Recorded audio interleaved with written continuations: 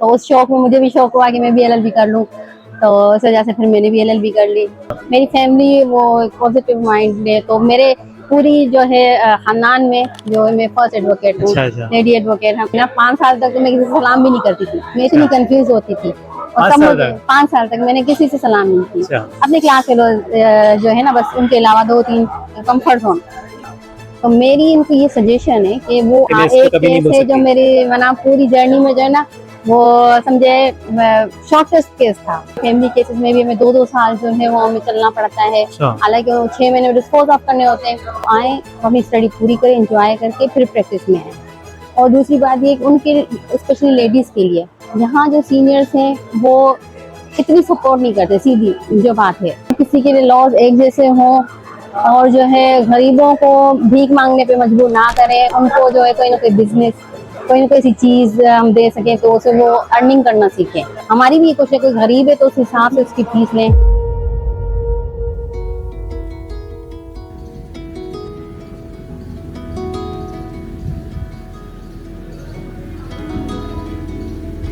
मेरा नाम एडवोकेट अस्मा चोपड़ा है, मैं एडवोकेट हाई कोर्ट हूँ और मैं 10 साल से जो है वो प्रैक्टिस कर रही हूँ इसमें एडवोकेसी में। अच्छा, तो आप वैसे अपनी पूरी जर्नी बता सकती हैं यहाँ पर कैसे आई, हैदराबाद हाई कोर्ट में जी हाँ, कैसे आई? ये तो मेरा समझे सरप्राइजिंग जो है ना वो एलएलबी हुआ है।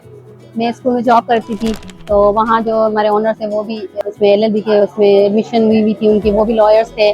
और जहाँ मैं जॉब करती थी वहाँ मैं प्रिंसिपल थी, तो टीचर्स भी कर रही थी एलएलबी। तो उस शौक में मुझे भी शौक हुआ कि मैं भी एलएलबी कर लूँ, तो इस वजह से फिर मैंने भी एलएलबी कर ली। 2011 में मैंने एडमिशन ली थी, 2014 में हम पास आउट हुए थे, 15 में हमारी इनरोलमेंट हो गई थी। ये कहाँ से गई थी, कौन सी यूनिवर्सिटी? शिमला कॉलेज से। शिमला कॉलेज, ये हैदराबाद से? यहाँ हैदराबाद से। शिमला तो कॉलेज। आपको शुरू हमारी से रहाइश भी यही है, शुरू से हमारी पैदाइश भी यही है हैदराबाद में। और जो है ना मेरी एलएलबी भी जो है शिमला कॉलेज से हुई है, जब 3 इयर्स की थी उस टाइम। तो आपने अभी कहा कि उनको दूसरों को देख के आपका खुद का शौक था, तो शुरू से मोटिवेशनल जैसे होती है किसी को देख के आपको मोटिवेट होते हैं कि भाई आपको जो है अपने मुल्क के रूल्स रेगुलेशंस पता होने चाहिए, लॉज पता होने चाहिए, कॉन्स्टिट्यूशन आपको पता होनी चाहिए। तो वो चीज़ें हमें स्टडी में तो मिलती हैं, लेकिन प्रैक्टिकल लाइफ में हमें, जब हम वकील होते हैं, लॉयर होते हैं, तो उसमें हमें हमारे यूज़ में होती है वो चीज़ें, हम यूज़ टू होते हैं, अप्लाई करते हैं, तो वो चीज़ें हमें ज़्यादा जो है वो याद रहती हैं। तो मुझे इसलिए इंस्पिरेशन हुई कि जो है इसमें जो है हमें अपने मुल्क के लॉज पता चलेंगे, इंटरनेशनल लॉज पता चलेंगे, हमारे हक क्या है, बुनियादी हक क्या है। तो अगर हमें अपने हक पता चलेंगे, हम दूसरों की भी लिख सकते हैं, दूसरों के लिए हक के लिए भी लड़ सकते हैं। तो इसी वजह से फिर जो है मेरा रुझान जो है एलएलबी की तरफ आ गया। तो फिर आपने जब ग्रेजुएशन के बाद फिर आप कहाँ गई, क्या आपका स्टेप था, क्या करा एलएलबी आपने? के बाद जैसे हमने पास आउट, ग्रेजुएशन के बाद मैंने एलएलबी की थी, जब हम पास आउट हुए तो फिर मैं प्रैक्टिस में आ गई। प्रैक्टिस में 2-3 साल फिर मैंने जो है वो 6-8 महीने की जो है ना हमारी वो होती है इंटीमेशन भेजने की ड्यूरेशन होती है प्रैक्टिस की। तो सीनियर ज्वाइन किया, मेरे first senior sir Riyazuddin Qureshi थे जो बैंकिंग साइड के थे। तो 2 साल हमने उनके साथ जो है वो प्रैक्टिस टीचर के साथ, उनके थ्रू ही मेरी जो है वो इंटीमेशन वगैरह गई थी। 2 साल के बाद टोल्ड हो गए जैसे प्रॉपरली। फिर हम प्रैक्टिस में, हमारे क्लास फेलोज भी हमारे साथ थे, उन्होंने बहुत अच्छा साथ दिया। और सर हिमायूं है जो अभी रिसेंट उनका नाम भी आया है, एडिशनल हाई कोर्ट के जजेस होते हैं चीफ जस्टिस में, तो वो भी हमारे सीनियर रहे, हमारे टीचर भी रहे और उन्होंने पढ़ाया भी है और हमारे सीनियर भी रहे वो। उसके बाद तो फिर हमने कोई सीनियर नहीं रखा, अब मैं इंडिपेंडेंट हूँ। मैम थोड़ा पीछे सवाल मैं पूछना भूल गया, आपने अभी जैसे मेंशन किया आपको खुद से भी शौक पैदा हुआ एलएलबी करने का, तो फैमिली सपोर्ट थी आपकी या फैमिली ने मना किया था कि नहीं ये नहीं करना? मुझे फैमिली की फुल सपोर्ट थी। अच्छा। मेरी फैमिली वो पॉजिटिव माइंड है, तो मेरे पूरी जो है खानदान में जो है मैं फर्स्ट एडवोकेट हूँ। अच्छा अच्छा। लेडी एडवोकेट, हम मेल एडवोकेट भी नहीं है मेरे पूरे खानदान में। अदर शोबों में जैसे इंजीनियरिंग में है, डॉक्टर हैं, मतलब दूसरे पेशों में, रोड्स में है, लेकिन एलएलबी में कोई भी नहीं, एडवोकेट कोई भी नहीं। अच्छी बात हो गई ना, फिर और भी फीमेल आपसे इंस्पायर Inspiration होके और भी एलएलबी की। अच्छा मैम, आपने इन टोटल ऑलरेडी कितने केसेस लड़ चुकी हैं आप? ये अबाउट 100 प्लस या 200 प्लस होंगे। कोई ऐसा केस जो आपके लिए अनफॉरगेटेबल हो कि मैं हाँ, इसको एक कभी नहीं केस भूल है जो सकती? मेरी मना पूरी जर्नी में जो है ना वो समझे शॉर्टेस्ट केस था। मेरी गार्जियन थी, वो लेडी को लेके जाना था बच्चे को बाहर, तो वो गार्जियन मैंने फाइल की थी, तो वो जो है 3 दिन में डिस्पोज ऑफ भी हो गई थी। तो ये मेरी मना जब पूरी जर्नी का शॉर्टेस्ट केस भी था और इंटरेस्टिंग भी था, और मुझे मना मैं चाहती हूँ इस तरह के जजेस हों जो मना ऐसे फैसले मना रेपलिक करते जाएं, जिससे उनकी रिलीफ मिल रहा है तो दे दें। जैसे अक्सर जो है जजेस की प्रैक्टिस होती है कि वो जैसे फैमिली केसेस में भी हमें 2-2 साल जो है वो हमें चलना पड़ता है, हालांकि वो 6 महीने डिस्पोज ऑफ करने होते हैं, लेकिन फिर भी चलो वो तो मना अदर साइड के वकील होते हैं, कभी किसी की एथिक्स है, लेकिन लिंगर ऑन बहुत करते हैं। कोई जज ऐसा होता है कि जो वो फास्ट रिलीफ देता है, वो दे सकता है, वो कहता है कि हमसे रिलीफ आप मांगे। तो ये किसके ऊपर होता है, वो फास्ट हो या लेट हो, वो फिर जज के ऊपर होता है? जज के ऊपर होता है, अगर वो चाहे तो वो जो है इसको मना फास्ट जो है वो डिस्पोज ऑफ कर सकते हैं। जैसे किसी का पता चल जाता है कि ये लिंगर ऑन कर रहा है जानबूझ के, तो उस पर कोई ना कोई एक्शन तो ले सकते हैं ना।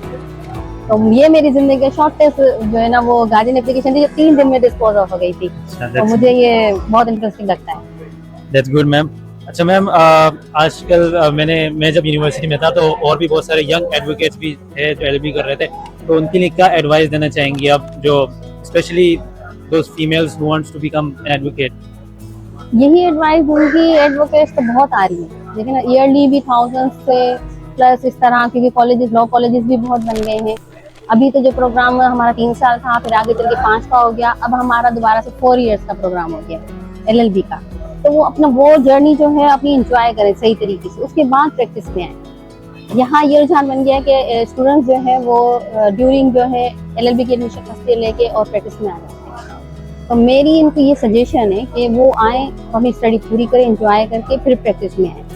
और दूसरी बात ये कि उनके स्पेशली लेडीज़ के लिए यहाँ जो सीनियर्स हैं वो इतनी सपोर्ट नहीं करते, सीधी जो बात है, ठीक है ना। तो हमें चाहिए उनकी सपोर्ट करें, उनको मोटिवेट करें जितना हो सके, फाइनेंशियली ना करें, उनको नहीं आता जो चीज़ तो वो हमारा काम है उनको समझाना कि भाई ये चीज़ यूँ है। और अभी जो मना एलएलबी हो रही है तो वो बच्चे भी होशियार हैं, माशाल्लाह से पढ़ के आ रहे हैं, गेट देख के आ रहे हैं, लेट देख के आ रहे हैं, लेट देख के आ रहे हैं, पढ़ रहे हैं पूरे साल, फिर उसके बाद गेट देख के आ रहे हैं, फिर इनरोलमेंट हो रही है। तो माशाल्लाह बेंचेस अच्छी आ रही है बहुत। और बस ये है कि उनको सपोर्ट थोड़ी मिले तो वो आगे चल सकते हो। आजकल की जनरेशन माशाल्लाह वो बहुत ज्यादा एक्टिव भी है, एडवांस है, एक्टिव है, हर चीज उनके हाथों में, फिंगर टिप्स पे है, तो वो ज्यादा एडवांस है पहले से।